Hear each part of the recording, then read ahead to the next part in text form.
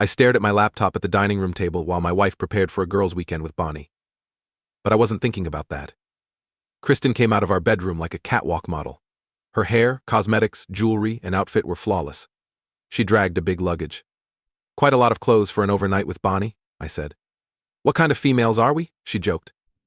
"Before you leave, let me share you a funny letter I got this morning. Just 1 minute."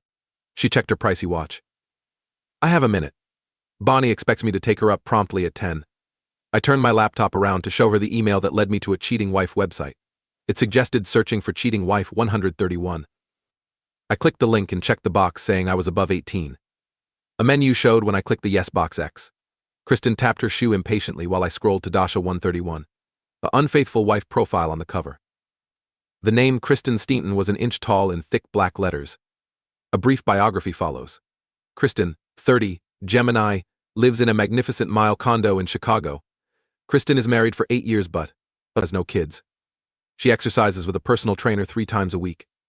Kristen invites you to click here to witness her naked beauty. Then a click here to enter square appeared. Amazing coincidence. Her last name, Kristen Stanton, is identical to my wife of 30 years, Gemini, who is married for 8 years without children and lives in a magnificent mile condo. I looked right. My wife was ghost white. "Should I press enter, honey?" I joked. My wife simply gasped like an asthmatic. Kristen Stanton, my 30-year-old Gemini wife who lives in a magnificent mile condo, with no children after 8 years of marriage. Do I press enter? My voice seemed to come from my soul. "Was that yes, honey?" Pressing enter brought tears. I saw my beautiful wife naked on the bed on the television. Kristen didn't speak. She couldn't speak as she vomited on the wood floor. I was quiet too. She wheezed, "I can't believe this is happening to me," as another vision came. "Kristen Stanton looks so much like you. Even your clothing matches. I bought it for you to wear on our 9th wedding anniversary. Even her bedroom resembles ours. Same curtains, bedspread, furniture, etc. Strange coincidence." The next 2 photos showed her dumping her costly garment on the floor like a rag. Her only clothing was a lace shelf bra, garter belt, stockings, and high heels. "Hey, remember when I surprised you with underwear like this? Just like this. I purchased you Parisian silk pantyhose for that dress. You said only prostitutes wore them." The woman in the photos is probably a prostitute. Kristen sat in vomit and cried, curling up. I saw her underwear since her dress was pulled up. This enraged me more. I told her to look at the laptop. Kristen removed one garment at a time until only her smile remained in the next 12 images. Close-ups of her legs completed it. 3 shots.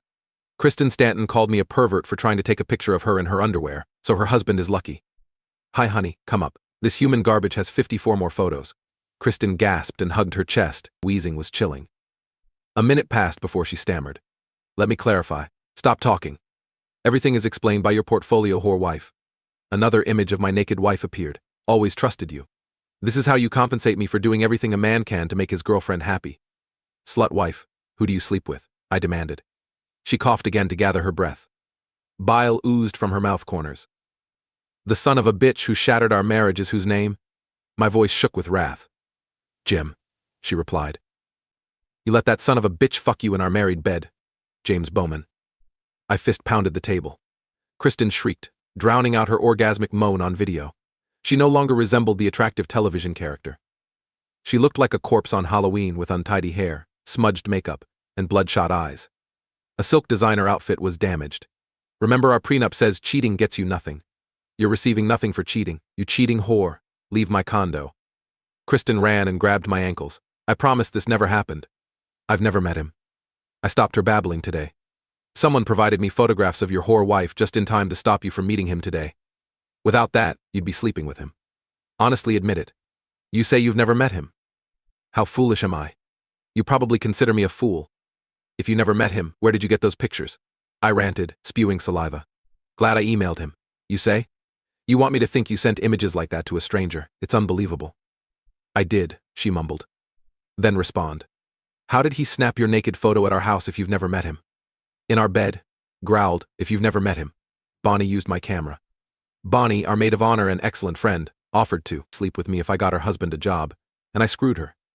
No, I told you everything shortly after it happened and requested you never see her again. I said she was trouble. She destroys homes. I gave him the job despite what she did because you asked me to, and I loved you too much to say no. It finishes today. You killed my part. Randy's arse faces unemployment Monday morning, and I don't care if they lose their house. I will tell him everything. She damaged our marriage, I'll ruin hers. Kristen screamed something. Incoherent, recognizing her mistake. Give me your phone, laptop, and camera.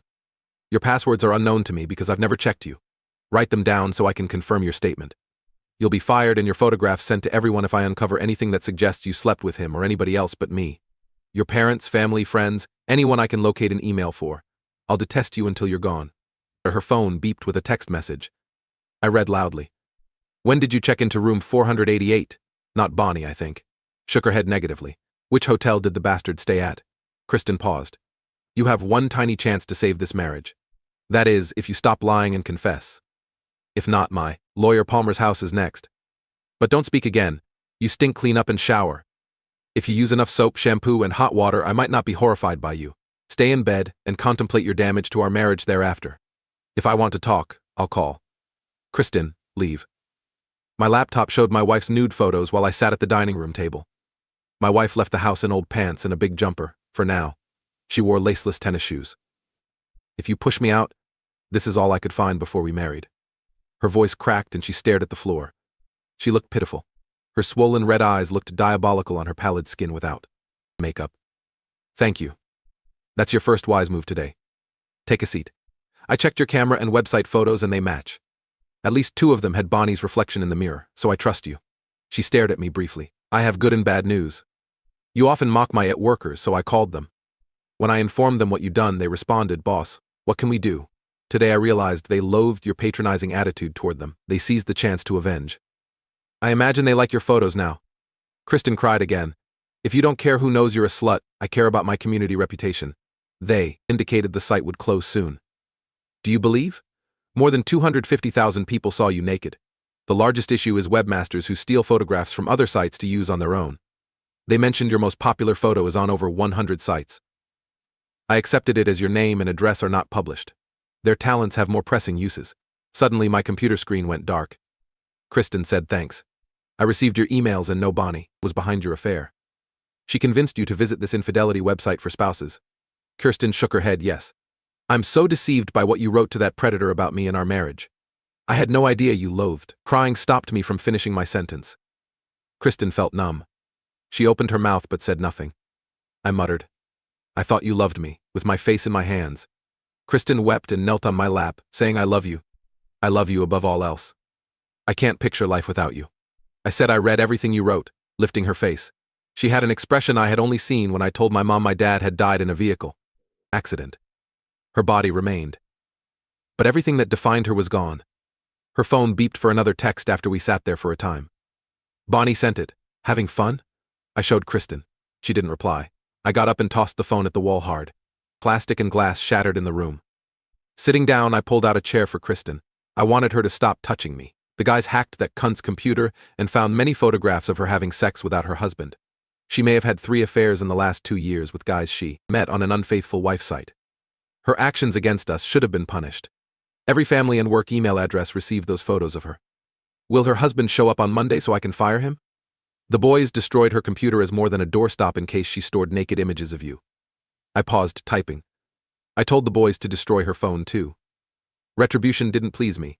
I briefly shut down due to chaotic emotions. Kristen leaned over in her chair, mute. After calming down, I spoke. The boys hacked the bastard's computer. He bragged in an email to 6 men that he would install hotel room cameras so they could watch him enjoy his new whore. You almost become a porn star online.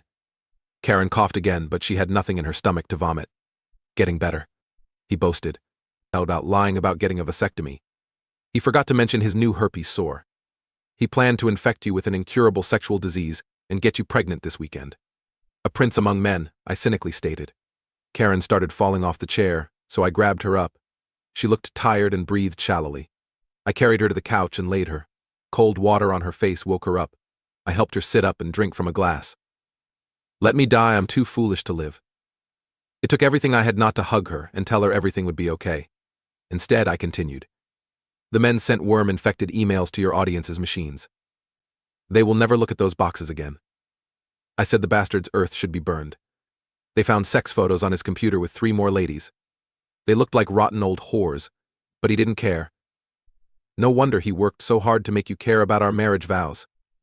I can't believe how stupid I am, Kristen said, hanging her head.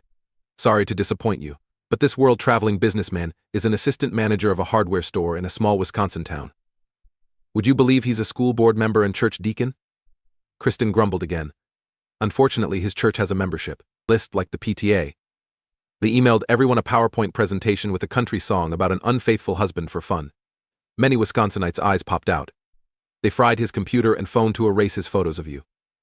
My very favorite.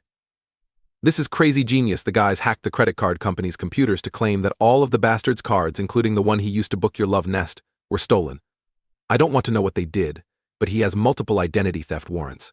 Warrants indicate he is armed and dangerous. He should be arrested soon. Hopefully he'll fight back. The guys promised me. This would be the evening news lead. He'll find his 15-year-old SUV towed for unpaid parking citations when he gets out. After the phone calls I suppose his wife has been receiving, I doubt he'll be released soon. Thankfully, they're childless. I almost feel terrible for his wife for marrying a jerk who tried to ruin our marriage. Almost isn't accurate because I don't regret protecting my girlfriend from a predator. And, by all holy things, my revenge on any man who steals my wife will continue until he is destroyed. Kristen asked, Am I still your wife, smiling weakly? Still want to be? I smiled at my favorite wife. Her eyes shone. Yes, 1,000 times. Want to be your wife forever. To compensate you, I'll do everything. Give me another opportunity. No regrets. She hugged and kissed me. I want to marry you and live with you forever. I'm sorry I hurt you. I considered jumping off our balcony when I saw your expression. Not only were the photographs embarrassing, but I betrayed my lover. Not lying. I'll need time to trust you again. I answered. You saved me. You prevented me from cheating and breaking my promise to leave everyone. Your heroism saves me. I promise never to cause you to doubt me again. I hurt you. You still adore me? She shakily asked. Just as you honored me by becoming my wife, partner, and only lover. You're my only love. Only. You and I have been intimate. I'll say it daily forever. Can you ever forgive me? I forgive you, wife. I always knew you loved me. But tonight I realized how much. You'll need to modify a lot, I remarked. Beginning with Bonnie. Don't talk, text, or do anything with that homewrecker again. Just stroll past her in public. You have my word. I will do anything to save our marriage. Since there is no third opportunity, you must never socialize with that bastard again. I promise never to risk our marriage with him or anyone else. My fingers stroked her hair. It's almost 5. Are you well enough to eat? I ask. Can I kiss first? Our tongues then spent 15 minutes getting acquainted. Get dressed. How should I dress? The most understanding husband in the world. My last anniversary gifts were always appreciated. Like those in the photo? Just as the photo. My wife flushed and said yes. Epilogue. 2 years later, our marriage is stronger than ever. I have never seen my partner so eager about becoming parents. Despite the corniness, she glows. Kristen never heard from Bonnie again. I listened to Kristen and didn't fire Bonnie's husband. Randy took custody of their 10-year-old son after the divorce and proven himself a good single father with his mother's aid. He improved his professional skills and became loyal. The scoundrel spent 2 weeks in Cook County Jail before the guys revealed their anger. His ex-wife never visited or returned his calls. His job, wife, and home were gone when he was freed from prison. Unfortunately, the guys made him a hobby and kept his credit history messed up. At least 3 criminals are utilizing his identity and SS number. A rusty SUV that gets traffic violations is his new home. He delivers newspapers at 5 a.m. on his route with it. Do you think he aware he's driving with a revoked license? You may wonder who sent me this letter. You could say I did, with aid. I saw Kristen's conduct changed for weeks. She was really secretive. I suspected she was cheating. I overcame my pride and told my IT guys, 2 of the smartest computer guys I've met, everything. They planted parental spyware on the kid's computer. They learned the bastard talked her into it the day before everything was scheduled to go apart. We reviewed her communications and discussed our alternatives at the table. I was developing a wonderful marriage-saving plan. The guys may have broken some rules and would like their magic never be seen, so I can't say how it went. The Hoary Wives site never posted Kristen's photos. The men created a laptop-only site. They showed me how to use it to appear online. Bait, hook, and sinker. And